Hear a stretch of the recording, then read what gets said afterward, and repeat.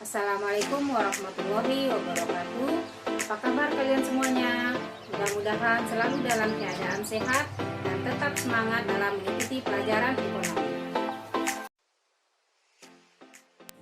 Pada kesempatan ini, saya akan membahas materi kelangkaan dan kebutuhan yang tidak terbatas. Setelah mempelajari materi ini, peserta didik dapat menjelaskan pengertian kelangkaan dan mengidentifikasi faktor-faktor penyebab kelangkaan. Mari kita simak pelajaran berikut ini. Sekarang perhatikan gambar berikut ini.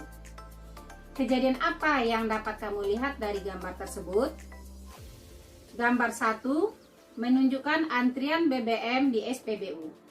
Sedangkan gambar kedua, orang yang sedang antri dalam mendapatkan air bersih. Kelangkaan menyebabkan masyarakat kesulitan memenuhi kebutuhannya. Akan tetapi, masyarakat akan tetap berusaha untuk memperoleh kebutuhannya. Kira-kira apa penyebab terjadinya antrian tersebut? Kebutuhan manusia tidak terbatas, sementara alat pemuas kebutuhan terbatas, sehingga menimbulkan masalah ekonomi, yaitu kelangkaan. Jadi, apa ini maksud dengan kelangkaan? Kelangkaan adalah suatu keadaan di mana terjadi ketidakseimbangan antara kebutuhan manusia yang tidak terbatas, sementara alat pemuas kebutuhannya terbatas. Faktor-faktor penyebab kelangkaan. 1. Keterbatasan sumber daya ekonomi. Alam menyediakan sumber daya yang cukup melimpah, namun tetap saja jumlahnya terbatas. Apalagi jika manusia mengolahnya secara sembarangan.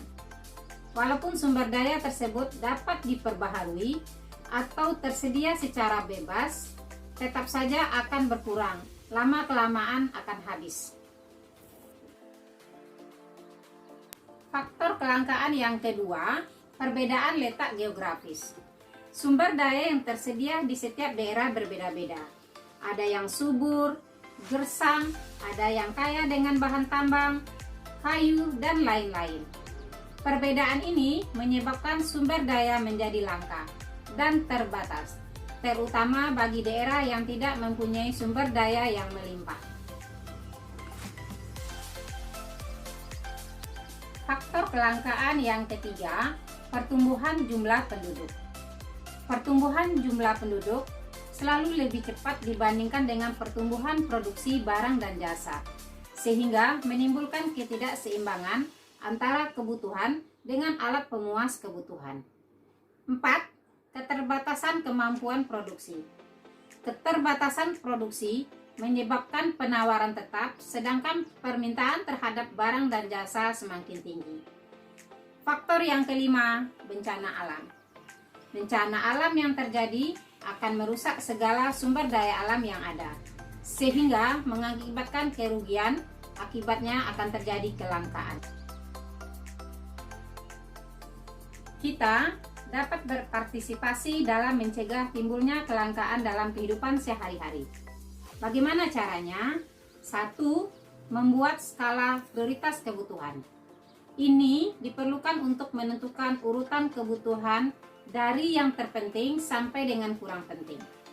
Dengan menyusun skala prioritas kebutuhan, kita dapat melihat mana kebutuhan yang benar-benar mendesak dan harus dipenuhi.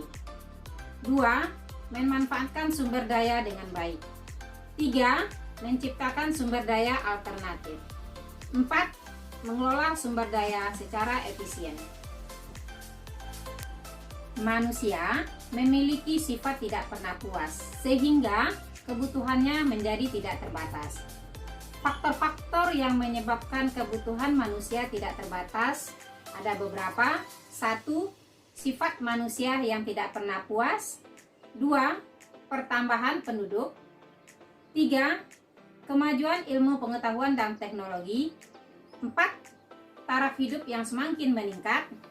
5. Kebudayaan yang semakin maju. 6. Transportasi semakin mudah.